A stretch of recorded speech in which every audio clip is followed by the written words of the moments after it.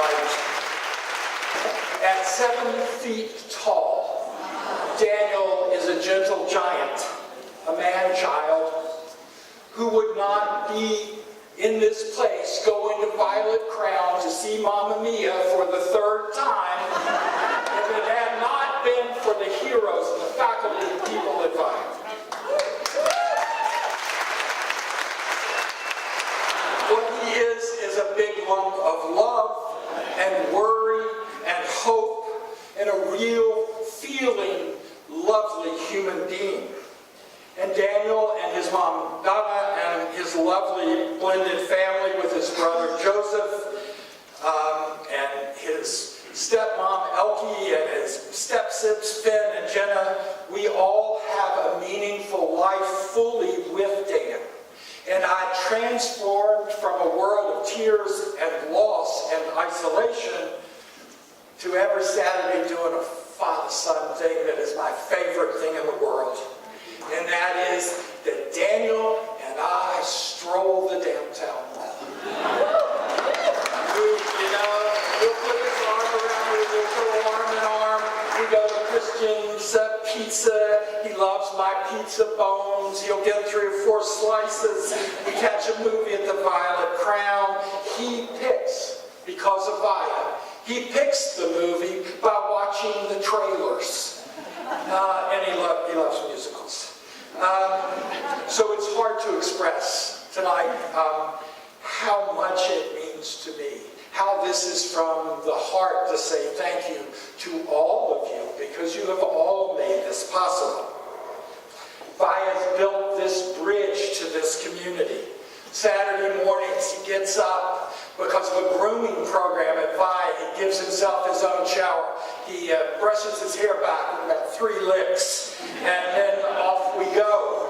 And we see cops that know him, and people from UVA who know him and say, "Hey, Dan," and he stops and he listens, and I talk. Slack.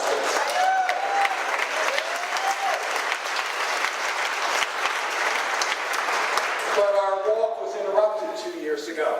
It's a Saturday walk when Nazis came to town. Bad people. And while Dan pleaded for the downtown mall, we did Fashion Square, no big deal. But that's not what hurt about this moment.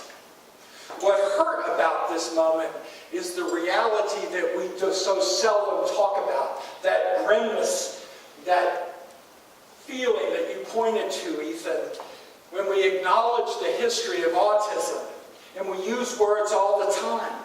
In 1936, there was a doctor, Hans Asperger, and we use that word all the time in the community to talk about high-functioning people with autism. But what he was doing was developing a spectrum so he could identify those people with autism who could do calculation, who could land a V5 rocket. And what happened to the rest? He started a school, Spiegelgrund, where 1,500 young people with autism were murdered. They were gassed. The Nazis learned to eliminate people because they started with people with autism. So it was very important on Sunday, because Via had given me the bridge. There's another bridge, right? That we went back to the mall. We walked to assert the beautiful diversity, you said it, neurodiversity, that we all are. We went back to the bridge and we howled. So while we were walking back from the mall, an African-American man came up to Dan and embraced him. And he patted him on the heart. And you'll appreciate this, Bob, as our religious studies scholar of the evening, that he told him the story of the Nephilim. How many people know the story of the Nephilim? Maybe that too long yet? So I'm not making this up. In the book of Genesis, there's a passage about the time before the flood, when angels came to earth and they mated with maidens, and they created a race of giants. And And that man patted Daniel's chest again and said, "Son, you are the child of angels." And then he turned to me and he said, "And you, dear Father, are a lucky man to have such a teacher." I broke into tears at that moment because it reminded me of the moment when Daniel, the tiny Daniel, was diagnosed. And I recognized that he was a kid without skills, that we really were an autistic family. We were isolated. We were alone. We didn't know how to get off the floor until we discovered bridge builders. Allie, Bernie, Mark, you guys are my heroes. Erica, the ambassador, where are you, Jim? The bridge builder. Pam, Woody, Angela. It's a list that goes on and on. It's the list that I tell Daniel every night in spa time. You've changed the world because you've changed so many lives. We've helped build a community of loving people. And that is our mission, to overcome the barriers of autism, to cross over the bridge. Our work, what we are about here tonight, is about civil rights. When we talk about our youngest child and our oldest adults and all of us, this is about civil rights, the diversity of human beings, and because they are different, our heroes at VIA, they are our teachers. Next slide. And so the building we have done over 20 years, and the bridge that we have built, and I can tell you, you're going to be hearing that language a lot as we come, because we're going to continue to build these bridges. Ours are of love. As Viktor Frankl said, we can only actualize potential that we see through the lens of love.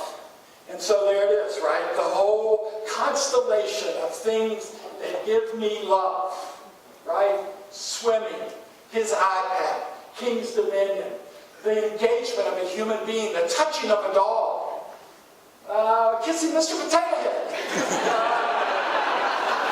And of course, slide please, connections to family. You know, what that means, what this means. It's not isolation, it's a family.